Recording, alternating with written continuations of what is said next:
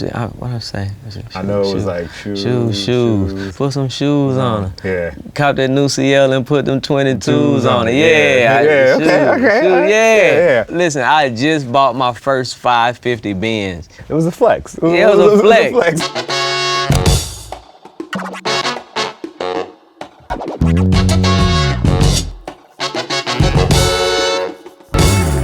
Well, thank you for joining us on the show today. I really appreciate you coming on. I want to talk a little bit about like your musical journey. Like how did that start? How did you get into music? Now my dad's a preacher and my mom's the choir director. Okay. So, I'm a kid that I'm in church, 4 times a week. Right, yes. So if you're a young kid in church 4 times a week, you definitely got to find something to do that's going to keep you occupied and keep you, from getting in trouble. So I started playing the drums, but it was like every little boy in the church wanted to play the drums. Right.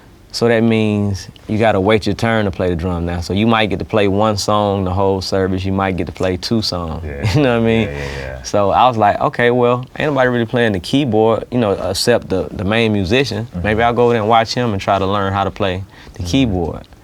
Once he started showing me things, I started learning it, man. I just remember just going home, having my parents buy me a little keyboard and just practicing every day, all night, because I just fell in love with playing the keyboard. What do you think that music has done for you in your later career, having like that experience of being in the church and playing in that way? It taught me about when to play loud and when to play soft, when, how to control the atmosphere. Church is, it's almost about driving certain emotions and, everything, you know what I mean? I put all those things in my music, that's what I learned from being in church, Playing music in the church is like, I can set an atmosphere, I can touch a different emotion with the music I make, So all this stuff, I still use it till this day. Talk to us a little bit more about your actual musical journey, because you actually started really young in hip hop, which is not, it seems a little more common these days, but back then it seemed like you had to be a little older to kind of get into hip hop, but you started pretty early. Like I started making beats when I was in the Bay Area.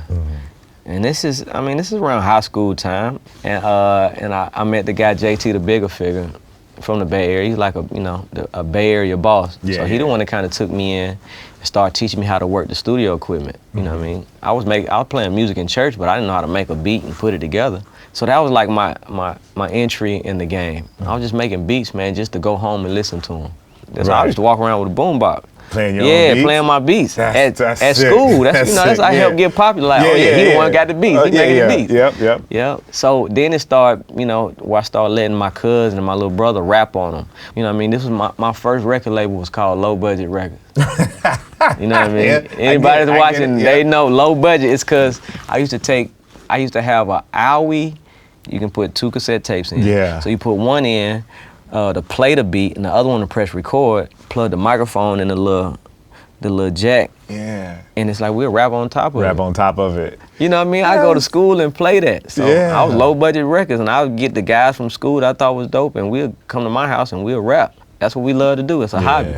I'm not trying to, live my life off of this. Right. Then it started becoming like, when I started working with JT, the Bigger Figure, I started, working with like a San Quinn or a Messy Marv or a Be Legit or E40, guys that's in the Bay that's known as like, these are the guys. Yeah. I might get a beat on one of their albums or something like that, and that just made me just that much more popular. Sometimes somebody got $100 for a beat. Somebody got $200 for a beat. Somebody got $50 for a beat. So this is like a hustle to me. Do you remember like what were like some of the big sneakers in high school, or some of the sneakers that you rocked to school? Only one pair? It's Jordans. All I cared about was having the newest Jordans. Really? When you got the new Jordans, then you the guy. Yeah. And I got to have them the day they come out. I got to be the first one with them. Like, man, they got the new Jordans on. My mom, she knew how much I cared about it. Like, she would take me. My dad was in the military, so we stayed on base. So sometimes I can get them on base, so I ain't got to wait in a super long line. The line is not that long, so. So when I think about like the Bay, I don't necessarily think Jordans. What's the culture of the Bay, like when it comes to sneakers? Is it any different from like LA or then like maybe New York? A shoe that reminds me of the Bay that always stood out. It was Wallabies. I don't know if you Yeah. You had to have you a pair of lugs. We called them wallabies. I'm not sure that anybody else called them wallabies, but I think they call them wallabies in New York. okay. A lot. But that was like a signature shoe for the Bay. Now I'm on the basketball team. All I cared about was basketball when I was, in high school. Of course I was, cared about music, but I was just so into basketball. Yeah. I remember my first pair of Jordans when I made the basketball team was the Concord, the white black patent leather. 11, and that's what 11, really 11. just turned me on to them like so much. Like once I had those shoes, it's like, man, there's no shoe ever better than this right here. Yeah. I probably bought 10 pair of those. Hands down, it's my favorite. What's the collection look like? 25, 50, 100, 200? Shoes. 300? Now, I'm a guy that almost every, say, 3 months, I just do a clean out. Like, well, let me go in here and see what shoes I don't really wear as much or what shoes I can give away. Yeah. And I start giving them away. So I never keep more than 100 pair of shoes. 100. Cause I just feel like I'm glutton now. It's like, it's like what you don't got to have all these shit. It's too many people around that would love to wear these shoes. So. Yeah, and like you never know, like you giving a younger cousin a pair of shoes or just some random person a pair of shoes, like what that means to them and how just like that moment can turn them around. Cause like I feel like sneakers, they give you confidence. You know what I'm saying? Exactly like even like you were saying, like when you was using the Bay and you got them Jordans and you walked into school, like it's a different feel. Like, you can't say nothing to me. Like it's the power of sneakers, man. So would you say you have more lifestyle sneakers than you have like basketball sneakers? What's so crazy is, since I'm such a Jordan head from back in the day, I still buy the Jordans every time they come out. Yeah. And I got pairs that I ain't even wore yet. I ain't even tried to put them on. Like me and Gucci, it's been a long time rival. We always had a shoe competition. What role do you think fashion plays in music and vice versa, or music plays in fashion? I think it's probably one of the biggest elements in both. Really? I know for me, man, like if I see an artist and if they look a certain way, if they fly a certain way or they got a unique style and how they dress and look, I like them before I even hear their voice. I like them before they start rapping, before they start singing or whatever. They done sold me probably 70% in already. Really? You know what I mean? And that helped me get to where I'm at. I started looking at that, I said, that's how I gotta be. I remember getting my first money, man, I went and bought me a mink coat, some Gucci boots, a necklace. I spent all my money just to look a certain way. Just to look a certain way. So when I went in the studio, people look at me different than they look at the other producers. It's shallow, but that's part of it. Fashion has so much to do with the music, it influenced the way you listen to the music. Gucci is a guy that I came up in the game with. And I would watch Gucci put on all his jewelry. We could be at my house in my mama's basement. He want to put all his jewelry on just to go rap in the booth. Cause it's gonna make them feel it's gonna give you a different swag, a different confidence. Like, so when I rap this stuff, it's gonna mean something different. Like, what's your like go-to pair? Here lately, it's big shoes, like, the Balenciaga Triple X S's. Yeah. Any shoe that got a thick sole on it, I don't know, it added some height to me. Gave me a couple more inches. Yeah. Okay. The big shoe look is just, that's my go-to shoe now.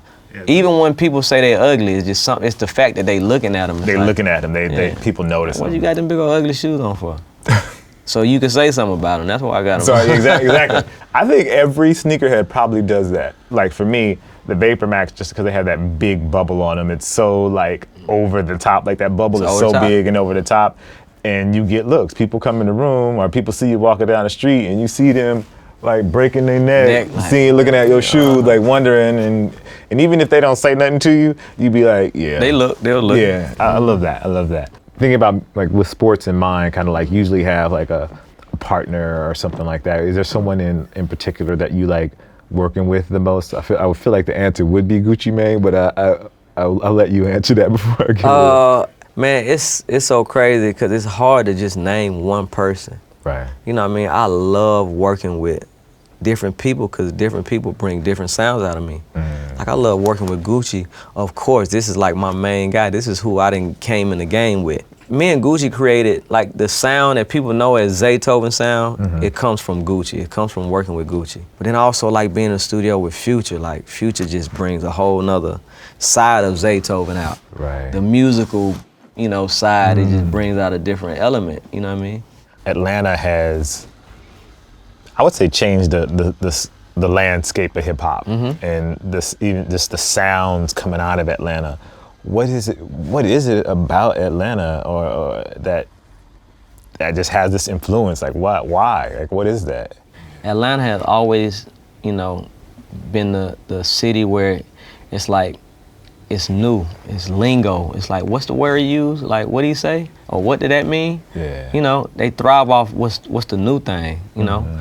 What's the new shoe? What's the new fashion? You know, the new slang, you know what I mean? And that's why Atlanta has always stayed so on top. It's because it's like, it's the trend setting. It's like you might say a word that we don't know what that really mean, but we like how it sounds. So now we want to use that word, or, you know, we want to mimic that. So Atlanta's always been, you know, a step ahead. I feel like there's a unique sound to Atlanta music as well. Where do you think that comes from? I definitely think it comes from the natives, you know, that's been born and raised in Atlanta, but also the different people that come and move from different places to Atlanta.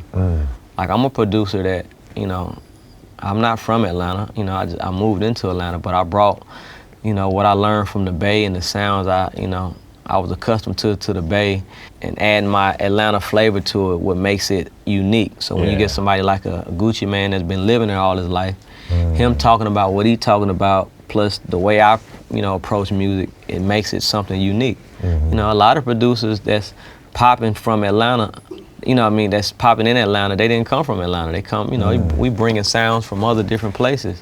Is there a soul there that you can't find anywhere else? I think that's the perfect word. It's just a different soul. Atlanta's one of them places, it's a church on every corner. Yeah. You know what I mean? It's a lot of street hustles, a lot of city slickers. Man, Atlanta is slick. You know what I mean? Atlanta is country, but then it's city. It's slow, but it's fast. You know what I mean? You'll get lost in the sauce in Atlanta because you just don't, you know, it's Southern hospitality, but at the same time, it's snakes and wolves at the same time. So, you know, it's just all that put together.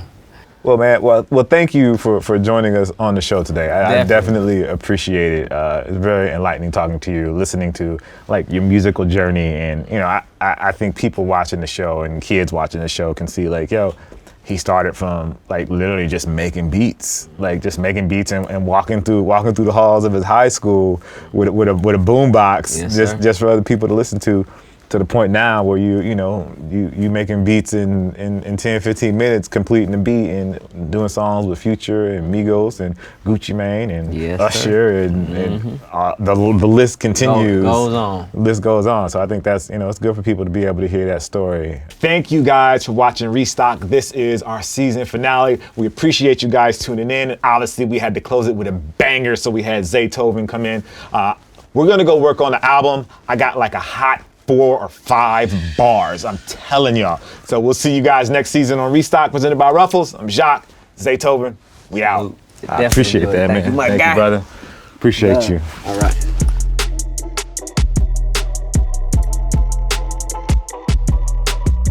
What's up, everybody? I'm Tony here in Chicago. So we recently had the chance to talk with Zaytoven about which city has the best sneaker scene. Which city do you think has the most heat? I'm biased. I think Chicago's the best city in the world, so I think Chicago has the best sneaker scene. Which city do you think has the most heat? Talk about it. The most heat, I would say Miami, and that's because I'm from Miami. Tim, Zaytoven told us that he has an unofficial rivalry with Gucci Mane for years about who has the best sneakers. Which current artist do you think has the best sneaker collection in the industry? Yay. There it is, folks.